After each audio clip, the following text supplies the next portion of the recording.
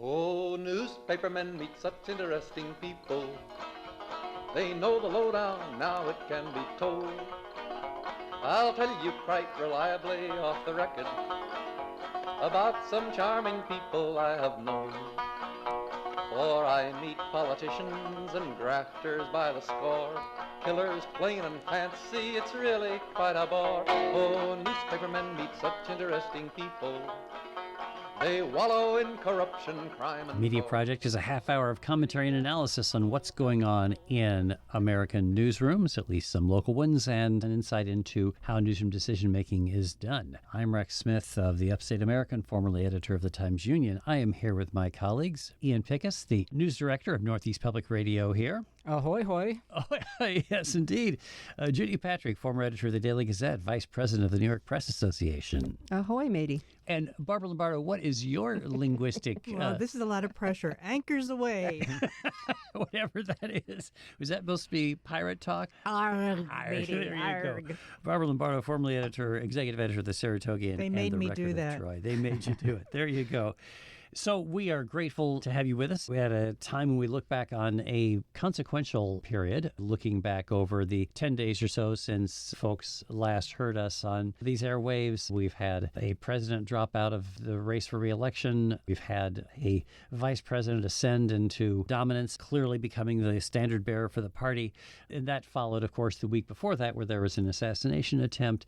And the week before that, where there was a debate that kind of knocked a president out of the race. So it is a consequential time for news. And I think the question that overrides all of this, and that a lot of what we're going to talk about today probably falls into that, is the role of the media in presenting what people see versus digging out what they may see. Ian, maybe you can talk about this to start us off. There's a lot of talk, it seems to me, about media creating the news here, that it was the elite news media who chased Joe Biden out of the race. True? This is my first show since both of those incidents happened, and I'll just take a second to point out what happens when breaking news happens on the weekend. You know, most reporters dropped everything. I literally burned food that I was cooking to get something going on the Trump shooting. And we heard a lot from listeners about both Biden's condition and the assassination attempt. And because I'm the one who gets a lot of those messages here at the station, I'm a little salty, as the kids would say, about some of the things I heard. One, about the Trump assassination. We had a number of people prodding us to air conspiracy theories that it was a setup, that in some way Trump had orchestrated this to look stronger and better in his reelection. Just speculation, and for anyone who's ever looked at, what happened with JFK, not entirely new speculation, of course, but really taking us to task for not getting those ideas put on the air immediately. And what we have to do, and it's the same thing with Biden's condition, is follow the facts and see what the experts are saying, see what the FBI Director Wray is testifying about, instead of rushing on the air and saying, boy, he survived, it only got his ear, and there's perfect photos of it, so that has to be a setup. With respect to President Biden's condition, I heard a lot of listeners of this program, too, complaining that WAMC was in some way hectoring the president, or by focusing on his poor debate performance, kind of seeding the clouds for him to be pushed out of the race. And what we do in the station is try to call balls and strikes as we see them. If members of Congress from the Northeast, people we cover on a daily basis, make an announcement that they think the president should step aside, we're going to cover that. We don't have a stake in the outcome here. At least on paper, we don't. Maybe with respect to press freedom, we do. But we don't have a dog in the fight. WAMC is not on a side of any of the candidates. And to blame the station for pointing out what we all saw, which was that President Biden's debate performance was shockingly bad and he didn't seem like he had his fastball anymore. If we didn't say that, because in this sort of conversation we might prefer a different outcome, we'd be doing a terrible disservice. You know, it almost sounds, Judy, as though what people are saying then, to Ian's point, is that they kind of want us to be C-SPAN and just let stuff be out there and not offer any analysis or insight or make any choices about what we air and what we don't. You're right, and we call that stenography. And that's not what we want reporters to do when they go to a city council meeting, when they cover a presidential debate. You see what you see, and then you report it. And clearly the debacle that was the president's debate performance needed follow-up. And we are people who live in communities, and we heard our neighbors and our friends talk about the debate performance, and it was clear there was something happening, and journalists followed it up. And as the cascade of concern mounted, and as the polls started to come in that showed clearly that there was something undermining this president's candidacy, that needed to be reported. You know, one of the things about summer in the news business, it used to be a really slow time. And even in presidential years, you would see candidates going to fairs and to, looking at butter sculptures. And it was kind of slow, but it has come at us so fast and furious that we've gotten addicted to fast and furious. And one of the things I've noticed, especially with cable news media and also maybe with print journalists, is this need to speculate and to think about the next thing. Within minutes, we have Kamala Harris saying that she's going to run, and we have the president endorsing her. We need to speculate about who the vice president is going to be. Like, can we stop for a minute and talk about the news that actually has happened in the last 30 seconds before we move on and start speculating about the next thing? So, Barbara, what about this topic that people are criticizing the media in terms of, in effect, saying, yes, we chased Joe Biden out by spotlighting his debate performance, but not enough was said about Donald Trump's debate performance, which was his usual pantheon of lies? Well, I appreciate hearing criticism, because if people aren't contacting us and complaining, that means they don't care what we say, and that is when you really have to start worrying. That when nobody's mad at you, then you've done something wrong or you're in danger.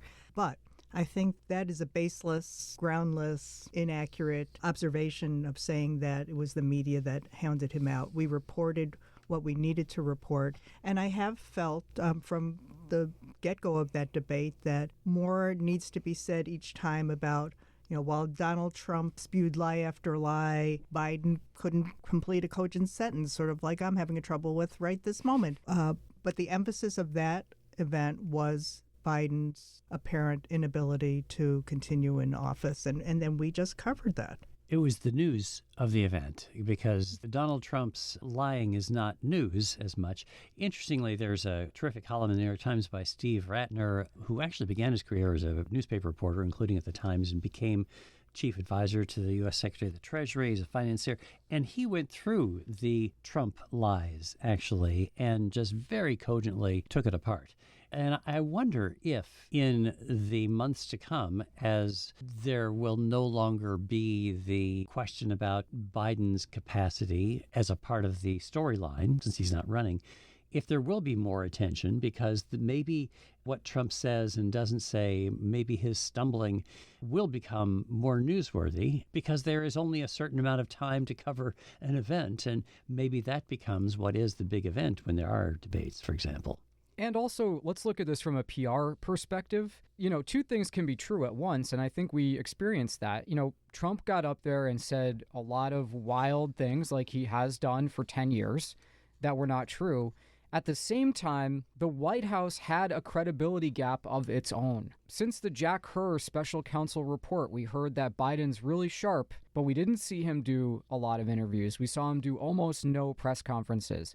And so when he finally had a chance to be in center stage and blew it, and it leaked halfway through the debate that, he had a cold and, he had jet lag from 2 weeks ago, and he had one bad night, he's going to turn it around in these interviews, and then the interviews weren't spectacular either.